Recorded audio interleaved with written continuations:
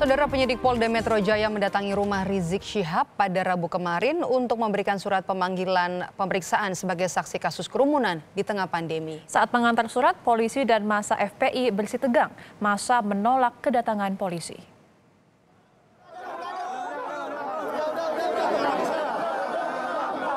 Ketegangan terjadi. Polisi berupaya memasuki kediaman Rizik Syihab. Para penyidik ditolak untuk memberikan surat pemanggilan pemeriksaan bagi Rizik Syihab. Setelah negosiasi, akhirnya penyidik bisa masuk dan memberikan surat panggilan kepada Rizik Syihab. Jadi beliau menerima kami karena ada satu hal, nanti saya balik lagi. Kenapa Pak? Adakah yang kurang atau gimana Pak? Ya, karena beliau tadi ada kegiatan yang memang mau sholat berjamaah.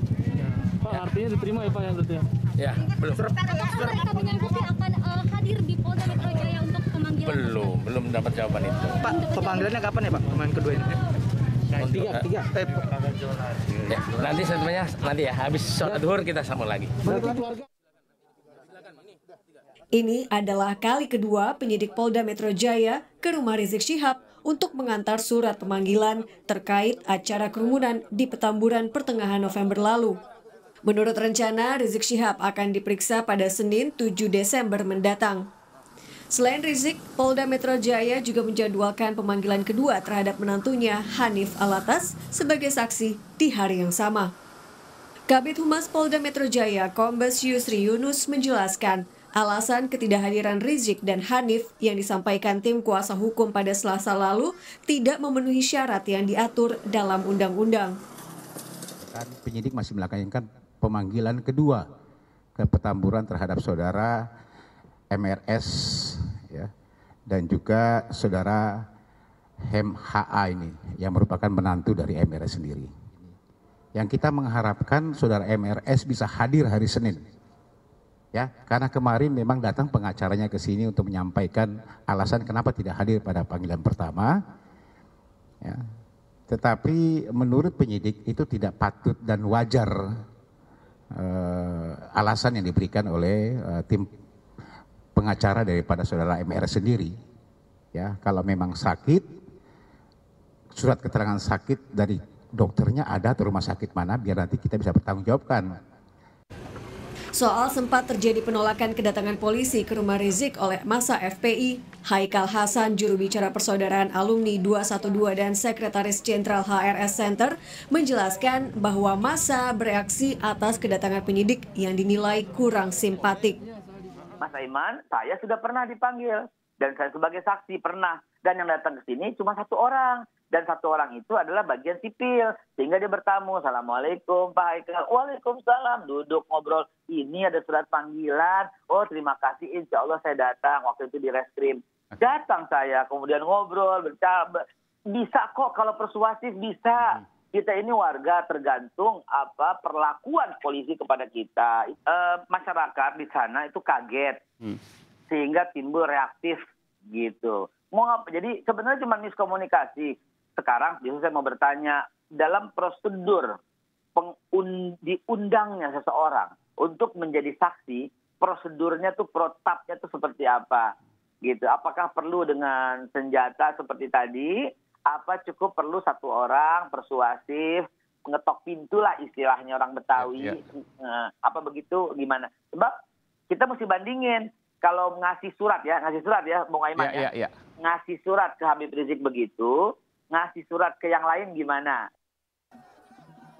Pada Selasa lalu, Rizik tak memenuhi panggilan polisi untuk diperiksa sebagai saksi dalam kasus kerumunan di tengah pandemi di kawasan Petamburan pada 14 November lalu.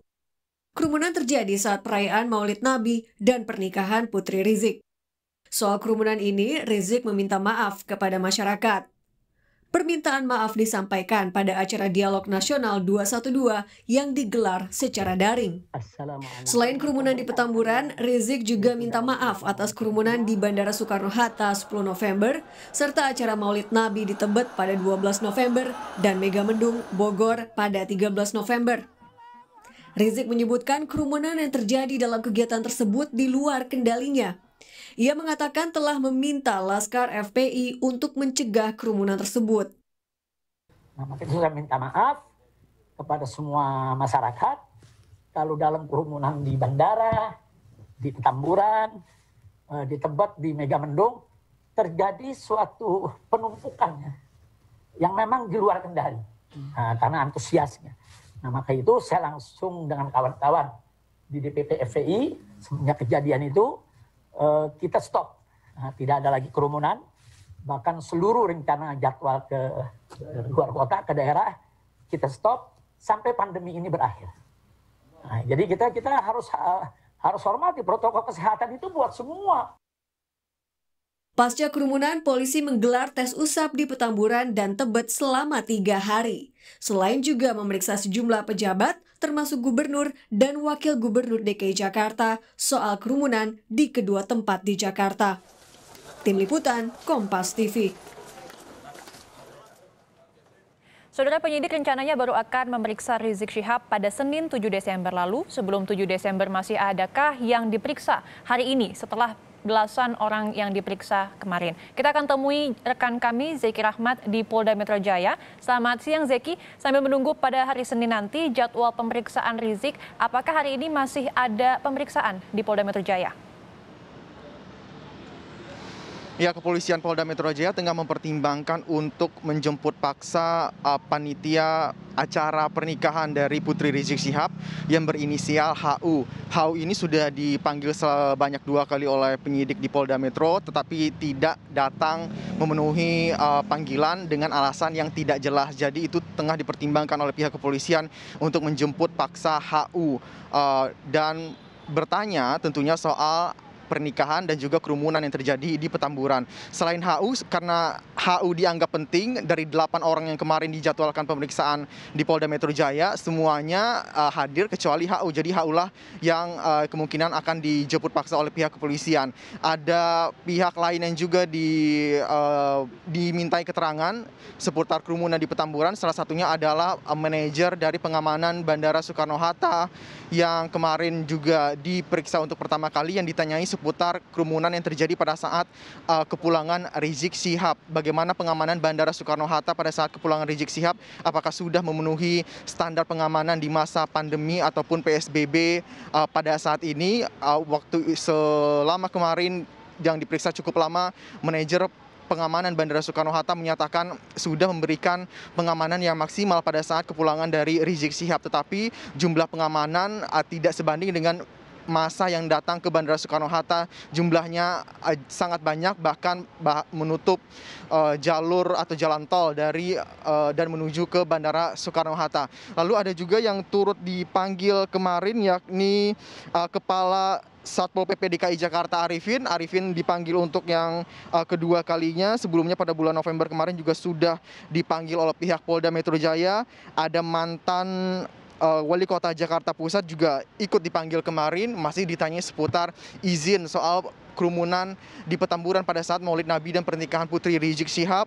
Lalu ada mantan Kepala KUA Tanah Abang juga ikut dipanggil, dan ahli atau saksi ahli dari epidemiologi dari Kementerian Kesehatan juga dipanggil oleh pihak Polda Metro Jaya. Yang akan dipanggil lagi adalah dalam waktu dekat panitia yang berhubungan dengan penyedia jasa seperti jasa tenda pada saat acara kerumunan di Petamburan 14 November kemarin. Penyewaannya seperti apa, itu juga turut dipanggil. Jadi hampir semua pejabat di Pemprov DKI Jakarta dan pihak swasta ataupun pihak terkait, panitia penyelenggara dan saksi ataupun orang yang datang ke acara itu sepertinya semuanya sudah dipanggil oleh pihak kepolisian Polda Metro Jaya.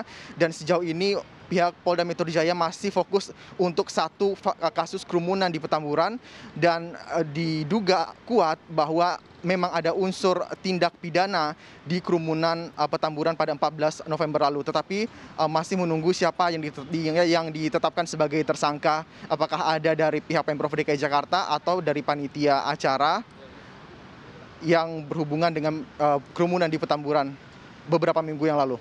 Adistria. Baik, terima kasih atas laporan Anda, jurnalis Kompas TV Zeki Rahmat yang langsung melaporkan dari Polda Metro Jaya.